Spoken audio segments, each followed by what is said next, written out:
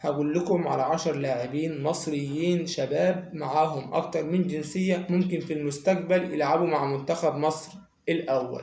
السلام عليكم ورحمة الله وبركاته. قبل ما أبدأ معاكم يا ريت ما تنسونيش باللايك، عايز أوصل لأكبر عدد من اللايكات في الفيديو ده، والاشتراك في القناة ده شيء أساسي، عايز أوصل ل1000 مشترك. نروح على أول لاعب معانا، كريم أحمد سامح، عنده 17 سنة، بيلعب في نادي ليفربول الإنجليزي، معاه جنسيتين، المصرية والبريطانية.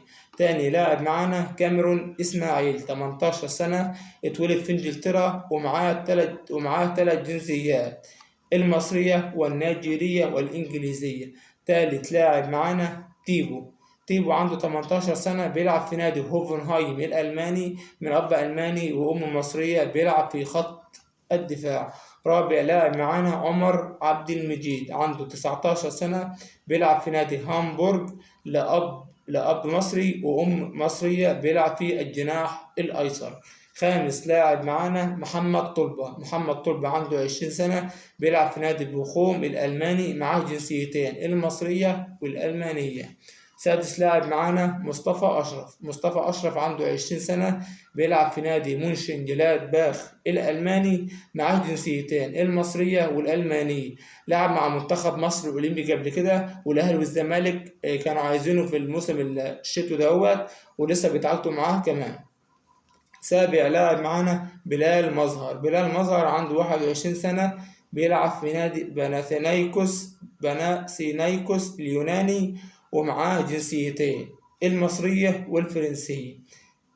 تامن لاعب معانا صلاح باشا عنده 21 سنة، بيلعب في نادي أودينيزي الإيطالي، ومعاه جنسيتين، المصرية والإيطالية، وسبق ولعب برضك مع المنتخب الأولمبي. يعني صلاح باشا ومصطفى أشرف دمت يعني بشكل كبير خالص هينضموا للمنتخب مصر الأول، لأنهم أصلا لهم رغبة الأولى إنهم يلعبوا مع منتخب مصر الأول.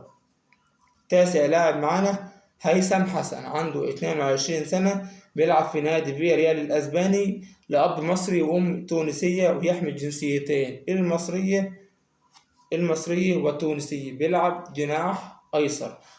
عاشر لاعب معانا وآخر واحد معانا ريكاردو عنده 20 سنة، بيلعب في نادي جنوا الإيطالي في الظهير الأيمن، لأب إيطالي وأم مصرية. وكده أكون خلصت معاكم نهاية فيديو النهاردة.